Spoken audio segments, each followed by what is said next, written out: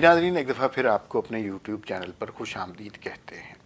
आज हमने बात करनी है इमरान खान के उस बयान के बारे में जिसमें उन्होंने कहा कि मैं वाहिद सियासतदान हूँ जो फ़ौज की नर्सरी से पला हुआ नहीं है। उनके कहने का मतलब था कि बाकी सारी जमातें फ़ौज की बैकिंग की वजह से आई हैं इक़्तिदार में, और मैं हूँ वाहिद वो शख्स जो अपने ज़ोर बाजू पर इक़्तिदार में आया हूँ। ये बयान इस वक्त इसलिए मज़हका खेज़ है कि अभी हाल ही में DGISPR ने एक प्रेस कॉन्फ्रेंस की और उन्होंने कहा कि हम फ़ौज को सियासी मामलात में मदाखलत नहीं चाहते और फ़ौज सियासी मामलात में मदाखलत करती भी नहीं है। उस मौके पे इमरान खान का ये बयान DGISPR की जो प्रेस ब्रीफिंग है उससे बहुत कॉन्फ्लिक्टिंग है और मुतज़ाद किस्म की बात की गई है। लेकिन थोड़ा सा इसके बारे में सोच लेना चाहिए कि इमरान खान क्या कहना चाहते हैं, क्या करना चाहते हैं, क्या चीज़ें उनके जहन में हैं और हो क्या रहा है। जो DGISPR का बयान था जिसमें उन्होंने कहा कि फ़ौज सियासत में मदाखलत नहीं करती, ये कुछ इतना दुरुस्त नहीं है। ये अगर किसी और मुल्क में बात होती तो शायद तस्लीम की जा सकती थी। यहाँ पर तस्लीम करना इसलिए मुश्किल है कि इस मुल्क में तकरीबन 4 दफ़ा मार्शल लॉ लग चुका है। जितनी इस मुल्क की उम्र है उससे आधी से ज़्यादा उम्र इस मुल्क में फ़ौजी हुक्मरान रहे हैं और वो बिला शिरकत गैरे हुक्मरान रहे हैं। उन्होंने आइन को भी रद्दी का टुकड़ा समझा है जो चाहे किया है, और सियासत में भी सियासी जमातों के साथ भी जो मदाखलत की है वो आप सब लोगों को पता ही है। ये बात सही है किसी हद तक कि बहुत सारी सियासी जमातें, जो बड़ी सियासी जमातें हैं, वो इब्तदा में जब इक़्तिदार में आई हैं तो उनको फ़ौज की बैकिंग ज़रूर हासिल थी। जैसे भुट्टो के बारे में कहा जाता है कि वो अयूब ख़ान को अगर डैडी ना कहा करते तो शायद भुट्टो ना होते। इसी तरह नवाज़ शरीफ अगर ज़ियाउल हक़ की सपोर्ट ना होती तो वो भी शायद इक़्तिदार में ना आते, वो भी पंजाब के वज़ीर आला और वज़ीर ख़जाना ना बनते और उसके बाद सियासत में इनका रोल ना होता। लेकिन इन लोगों में और इमरान खान में एक बुनियादी फ़र्क ये है कि इन लोगों ने एक स्टेज पर आकर बात को समझ लिया कि जो मदाखलत है इदारों की वो सियासत में नहीं होनी चाहिए। नवाज़ शरीफ के तो 93 से इख्तलाफात बड़े वाज़े हो गए थे और वो हमेशा ये बात करते थे कि जो आइन है उसके मुताबिक चलना चाहिए, कोई दूसरा हमें डिक्टेट नहीं कर सकता। और पीपल्स पार्टी ने और मुस्लिम लीग नून ने इस मुखालफत का खमियाजा भी भुगता। इमरान खान साहब की कहानी बिल्कुल मुख्तलिफ है। इमरान खान साहब भूल जाते हैं कि तहरीक इंसाफ किस तरह बनी थी। मैं आपको बता देता हूँ, तहरीक इंसाफ एक जमात थी जिसकी एक सीट भी बड़ी मुश्किलों से कभी जनरल मुशर्रफ दिलवा देते थे, मियाँ वाली की सीट इमरान खान साहब को, कभी कुछ। लेकिन इनको बुनियादी तौर पर बड़ा करने का, इनको प्रोजेक्शन देने का ख्याल उस वक्त आया जब मीसाक जमहूरियत हुआ। उससे पहले सियासी जमातों से बहुत ज़्यादा गलतियां हुई थी।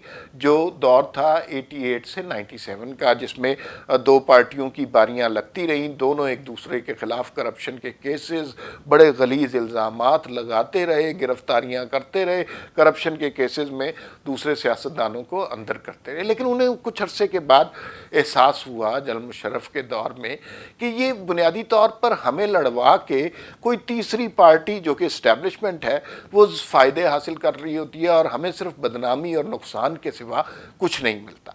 उस मौके पे एक मुआहिदा हुआ सियासी जमातों के दरमियान जिसे मीसाक जमहूरियत कहते हैं, और उन्होंने कहा कि हम अपनी अपनी नज़रियाती सियासत ज़रूर करेंगे लेकिन हम किसी के कहने पर जमहूरियत को सबोताज करने की कोशिश नहीं करेंगे। ये वो मुआहिदा था पाकिस्तान की तारीख़ में जिससे इस्टेब्लिशमेंट को खौफ पैदा हुआ कि अगर ये सारी सियासी जमातें आपस में लड़ना बंद कर देंगी तो फिर हम किस तरह इक़्तिदार में आएंगे, हमें किस तरह फ़ायदे पहुँचेंगे।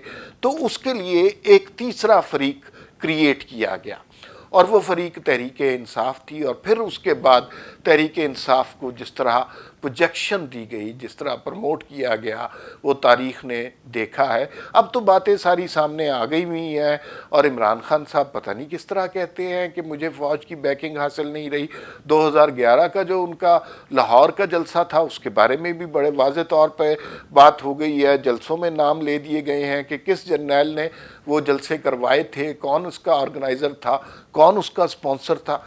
پھر 2014 کا جو دھرنا تھا، اس کے حوالے سے بھی جنرل ظہیر کا نام آ چکا ہے کہ انہوں نے آرگنائز کیا تھا، اور اس کے پیچھے ان کی فنڈنگ تھی۔ یہ عمران خان صاحب کا مسئلہ تھا کہ وہ جتنے لوگ ان سے توقع تھی وہ اتنے لوگ نہیں لا سکے۔ پھر عمران خان صاحب کا وہ نعرہ بھی آپ کو یاد ہوگا جس میں وہ کہا کرتے تھے کہ امپائر کی انگلی بس اب اٹھنے والی ہے۔ تو وہ امپائر کی انگلی سے آپ کو بھی پتہ ہے، مجھے ہی پتہ ہے ان کی مراد کیا تھی۔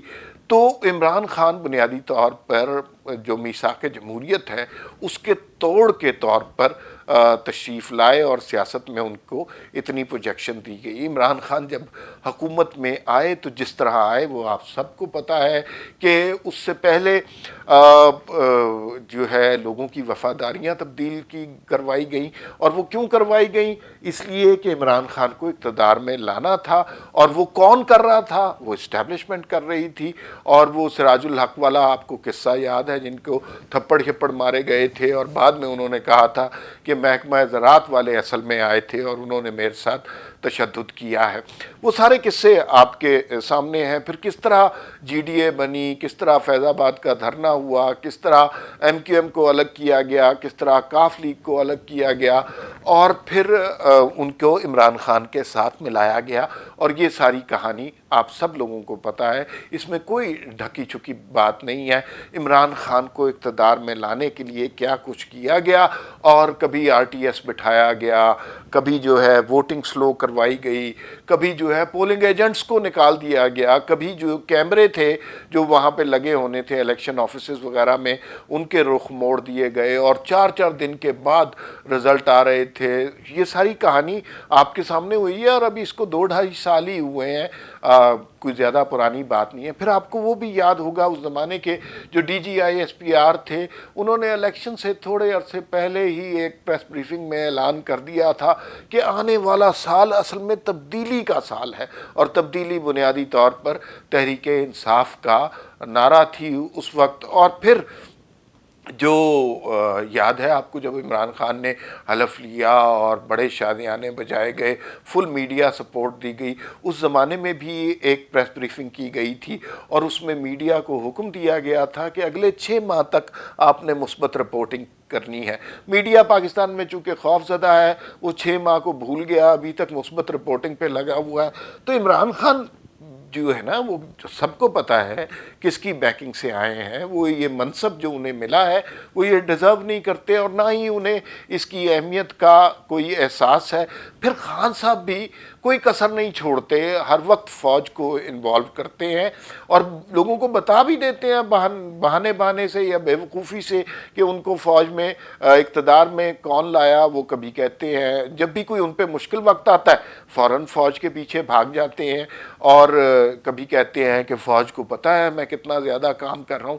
حالانکہ عمران خان کو پتہ ہونا چاہیے، وزیر اعظم کو، کہ فوج کتنا کام کر رہی ہے، لیکن چونکہ وہ انہیں بہت اچھی طرح پتہ ہے وہ کس طرح اقتدار میں آئے ہیں، تو وہ بڑے کلیئر ہیں۔ اور یہ جو ان کا تازہ بیانیہ ہے کہ یہ فوج نے تحریک عمران خان کو نہیں پالا پوسا، فوج کی نرسری سے عمران خان نہیں آئے، یہ بالکل غلط بات ہے۔ تحریک انصاف اپنے انضمام سے لے کر آج تک ان کو بیکنگ حاصل رہی ہے طاقتور حلقوں کی، اور جو سٹرگل رہی ہے 2013 کے بعد بقول ان کے، اس ساری سٹرگل میں اب نام آ چکے ہیں، نواز شریف بھی کہہ چکے ہیں، مریم نواز بھی نام لے چکی ہیں، اور لوگوں کے نام واضح طور پر لیے جا چکے ہیں۔ تو یہ ایک اور بہت بڑا عمران خان صاحب نے جھوٹ بولا ہے، ایک بہت بڑا یو ٹرن لیا ہے، اور یہ اسی طرح کی بات ہے. جس طرح عمران خان صاحب نے اس انٹرویو میں ایک اور بات کی ہے کہ جناب یہ جو ہے نا میں کیا کروں, یہ 22 کروڑ لوگوں کا ملک کوئی سنبھال سکتا ہے, یہ اچھی خاصی مصیبت ہے, کبھی کلرک تنخواہیں بڑھوانے نکل آتے ہیں, کبھی استاد نکل آتے ہیں. تو پہلی بات تو یہ ہے کہ پاکستان دنیا میں واحد ملک نہیں ہے جس کی آبادی 22 کروڑ ہے. انڈیا میں 1 ارب سے زیادہ آبادی ہے, چین میں پتہ نہیں کئی ارب آبادی ہے, تو اس کو بھی لوگ مینیج کر رہے ہیں. لیکن جہاں پہ نااہل اور سلیکٹڈ لوگ ہوں گے وہ اس اپنے ملک کے عوام کو مصیبت ہی سمجھیں گے, اور جو غلط طریقے سے امپائر کی انگلی کے ذریعے اقتدار میں آئے ہیں ان کو یہ کہنا بالکل زیب نہیں دیتا کہ وہ فوج کی نرسری سے نہیں آئے. یہ بنیادی طور پر ایک تناور درخت جو آپ کو نظر آ رہا ہے جس کی جڑیں بہت جلد کٹنے والی ہیں, یہ اسی نرسری کی پیداوار ہے.